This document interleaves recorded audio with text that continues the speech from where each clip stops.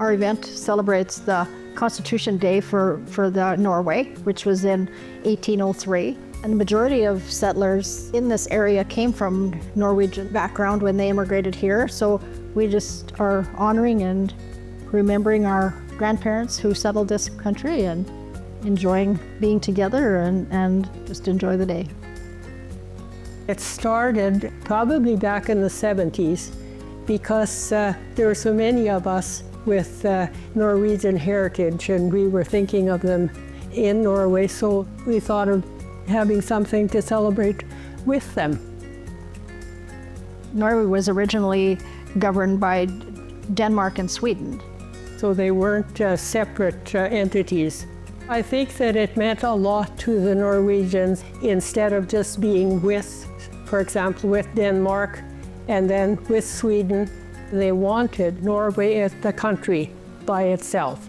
And then when they were able to get that, that was very, very special to them. May 17th is an important day because that's the day the Norwegian Constitution was signed and they became an independent country.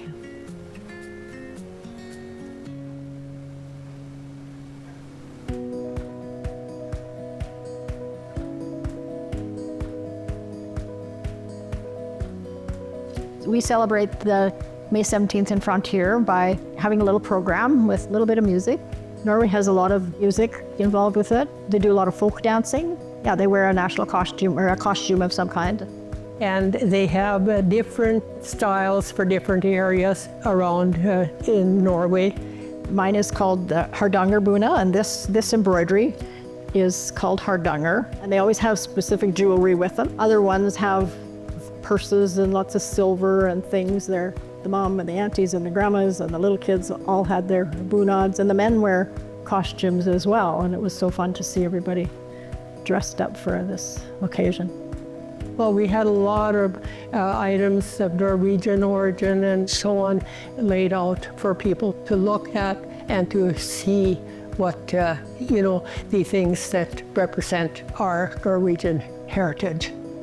Decorative things that they use there. Some of it is antiques, belong to our forefathers, and some of it's newer. And some of them were wood carvings that my dad did because he was a wood carver from the time he was quite young, I guess, in Norway.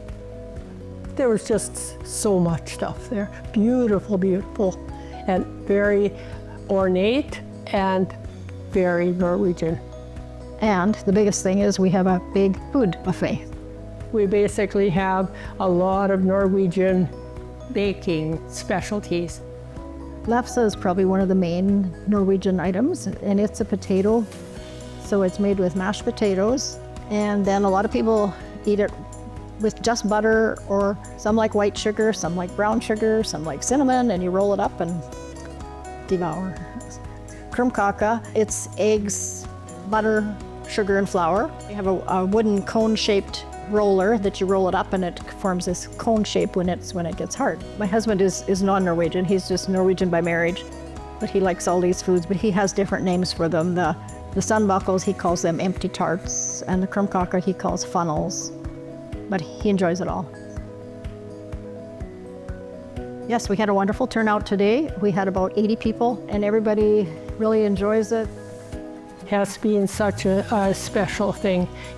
There are people who come for quite a distance to come here, and some of that is thanks to Sandra. She's so good at organizing and getting things put together. And we'd like to thank everybody who was involved with it, for Chris who played the music, and all the ones who prepared food and brought for us, helped set up, helped clean up. It's a big job, but so worthwhile.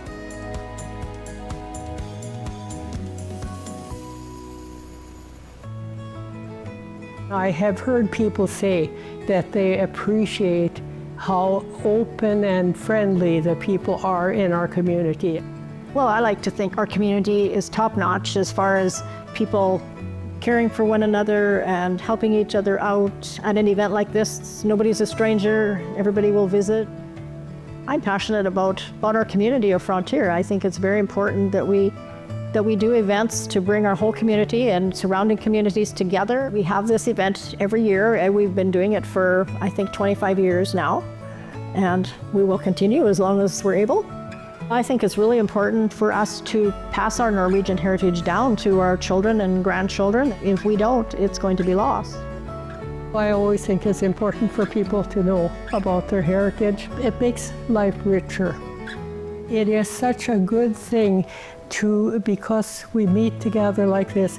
It keeps this Norwegian identity and heritage alive and going in, and to pass it on, that it doesn't get forgotten.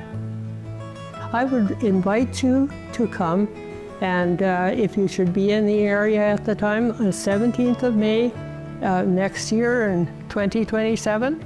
We'd love to have you come and either just enjoy the event, or if you would like to help out in any way, you could message through the Climax Frontier events page or me personally. You'll be appreciative of all that's said and done and the presentation of it, and we'll be happy to see you, to get to know you.